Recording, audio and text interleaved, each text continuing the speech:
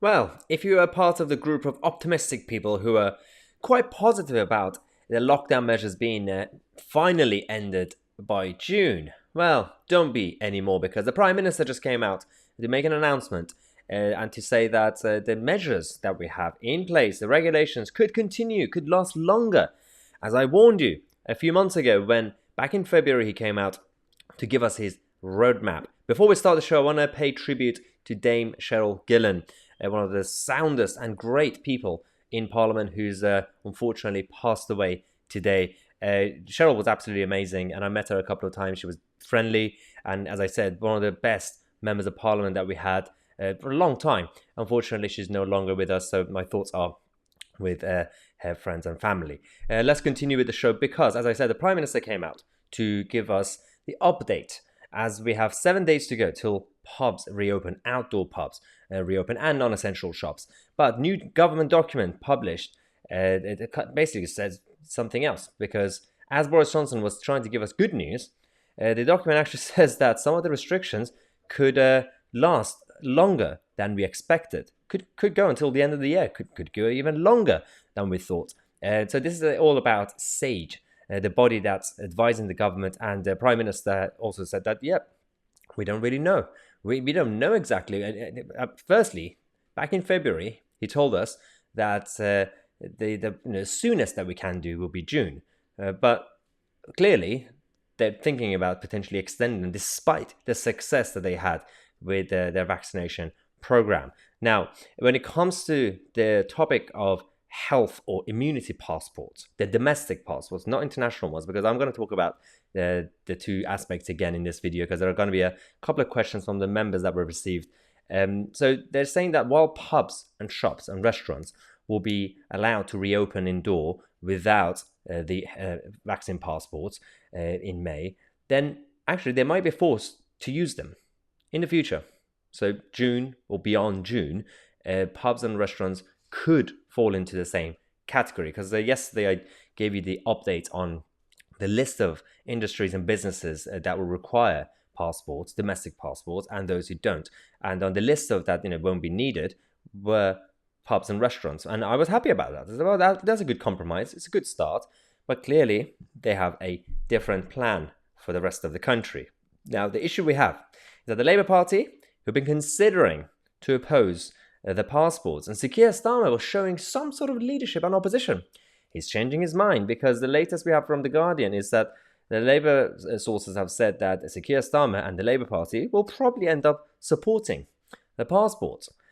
Where is the opposition in this country? There's absolutely no credible opposition that we have. Sir Keir Starmer just follows whatever the Tories say, and if it goes wrong, he will criticise them without providing any alternative plan. And in this case, again, same thing. He's part of the government and establishment.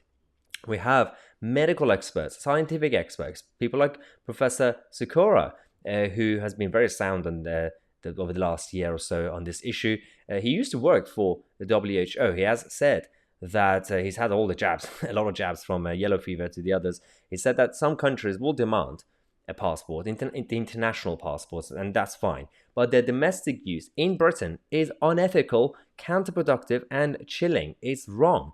That's why I said there is a difference between international and domestic. Internationally, there will be some countries and governments that will require you, and by passport, they're essentially either a stamp, or these days it could be more digital, or just a piece of paper attached to your current passport. You don't have to get an actual separate passport. But that's different. It's just to show that you've had something. But domestically, it's just authoritarian, illogical. It makes absolutely no sense, and it's not going to solve any problem. Considering Boris Johnson in December promised us that by Easter, if the majority, well, initially they said the majority of over 70s and the vulnerable take it, and they already have, then we'll have our freedom back by Easter. Clearly, that hasn't happened. Now, you might say, well, things change, situations change, but it's changed only for the better. Majority of people have taken it. Things haven't gotten worse. Problem I have is the empty promises. If you don't know, as a politician, what you're going to be doing in the future, don't make promises, because eventually you're going to have to make U-turns, especially thanks to SAGE. SAGE advisors are coming out to advise the government, Boris Johnson and Matt Hancock. They're saying that if you lift the measures by summer, so June, then we're going to have a new wave. I don't know on what basis, on what data they're using this advice, but clearly they don't want the restrictions to end anytime soon. And that's why the government ministers, Matt Hancock and others, are considering to not lift these restrictions. But this is the situation we have. We also have a number of questions from the members of the channel. I picked a few to give you an update. First question is from Robert McQueen saying, "Good afternoon, Maya. Question, what is the point of any passport system, obviously vaccine passport system, when no one else is doing it outside the UK?" Well, it depends what you mean. So as I said earlier, if it's if you're talking about the international passports, then there will be some countries that will require you to have some sort of evidence. And the international version it's not really a separate passport. It's either going to be a stamp or just a digital version from the NHS. But that's fine because that's inevitable. It's not up to you or Boris Johnson. If, for example, France requires you to have it, then you're going to have to show it. Domestically, that's different. Domestically, I mean, a country could be authoritarian, like China, and they could have it. And it doesn't really matter if other countries are doing it or not. The problem you have is what's going to happen with tourists and international visitors. Because as Robert said, for example, if, I don't know, Greece, if people in Greece aren't using the passport, then if they come here and a British pub, is asking them to provide evidence and they can't actually drink. So what's the point of tourism? The whole thing is going to go down. That's another problem that we are facing, and Robert is right. Jason Hollis, one of our members, recent members, says, "What are the plans for the education sector? How are the extended days or summer classes going to be fulfilled?" Well, Jason, it's not going to happen. The whole thing is going to collapse. This idea that the government are going to be making changes when it comes to the education sector because of everything that's happened over the last year or so, it's all over the place. Firstly, we all know that Gavin Williamson is not the best minister, especially for this job. Secondly, certain trade unions have not made things easy. Some of the teachers are just being the target, and they're rather being the victims. And obviously, we got the hard left, actual activist teachers who are taking advantage. That's different. But we don't really know because the government planning when it comes to the education department has never been straightforward. Like health, despite all the problems with the NHS, because it's huge, when they have a plan for it, it's usually implemented. Whereas when it comes to schools, who's going to be responsible? Is the government going to provide more support financially and resources? Are they going to just put it on individual schools or local authorities? Obviously, depending on if they're academies or not. We don't really know exactly what Gavin Williamson is going to be doing, because if you're going to extend the hours, then some teachers will, of course, be asking, they'll have more demands in terms of support and resources and salaries and everything else. I think there's going to be a big debate and big battle when it comes to schools in the summer and after this summer. So the next term in September, you're going to see some chaos in Westminster. It's only me, 44, says, how long do you think it will be before the European Central Bank will collapse, rendering the euro worthless? Thank goodness the UK will not have to bail this failed currency out again, now that we're no longer members. Well, firstly, we might not have to directly bail them out, but because we are so directly linked currency-wise, thanks to all the central banks around the world, so dollar, pound, and euro are pretty much linked. So if the euro goes down, it's not a good sign for the rest of us either. I think it's not a good situation for the Eurozone. And we keep talking about the European Union not being divided, being in trouble, but put aside the political side of the European project, the Eurozone and the central bank, that's the biggest issue that we have. And I think it will be soon.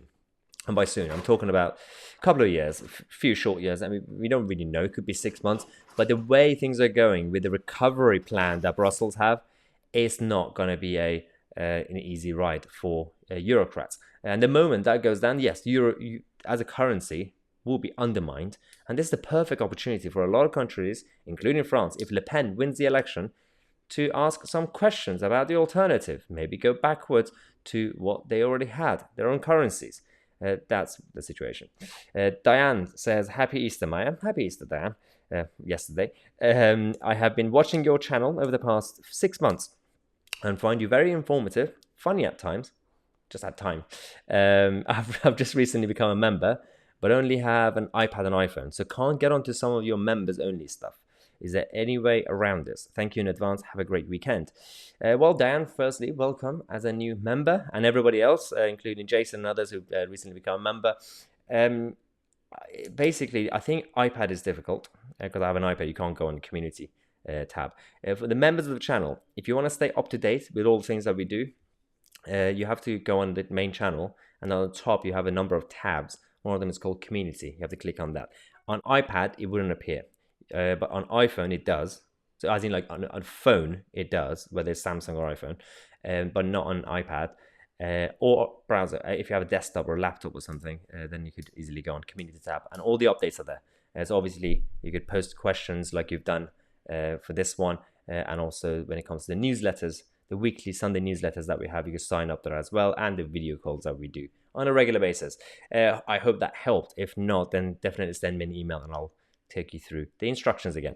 Thanks again for watching. We're not going to have a live show tonight because I'm actually going to be slightly more social and meet up with a couple of people, so I hope you don't mind.